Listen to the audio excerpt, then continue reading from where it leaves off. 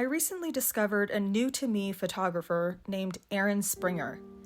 Erinn is a photographer from rural Wisconsin who does a lot of assignment work, shooting photos for clients like the New York Times, Vogue, and Smithsonian.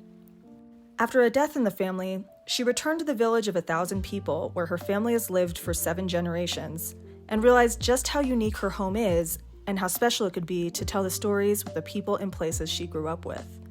She said, quote, "The process of photographing became a coping mechanism and record of the coexisting, often contrasted moments in our lives: abundance and absence, growth and decay, innocence and agony." I tend to be drawn to gritty, documentary-style photography, especially anything historic, and to no one's surprise, dilapidated. As a girl from the city, I've always had a fascination with rural communities.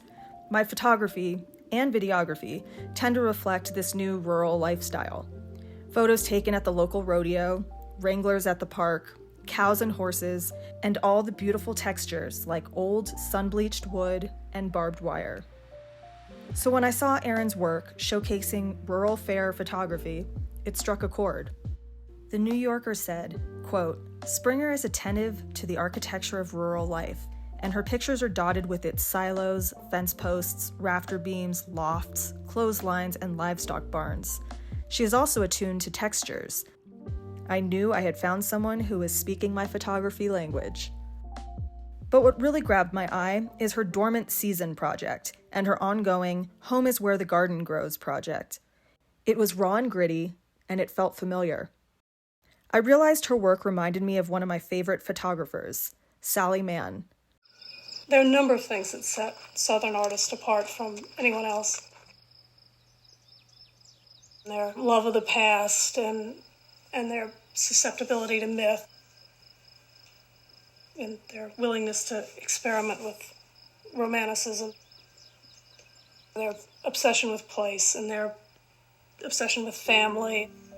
Sally Mann has been on the photography scene since the 1970s and is still active.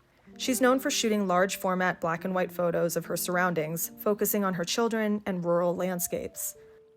Her 1990 collection, Immediate Family, was what she became widely known for and is one of my absolute favorites.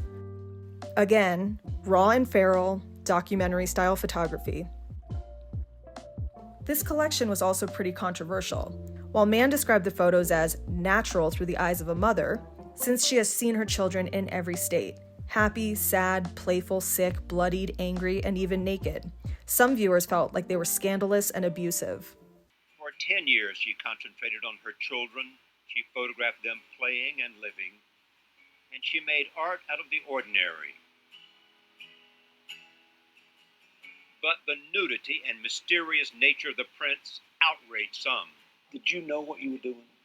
No, I was just taking pictures since the kids were around, and gradually a construct was built around. So that's what Immediate Family was about. They were just around. That's what they were around. They were documentary in origin.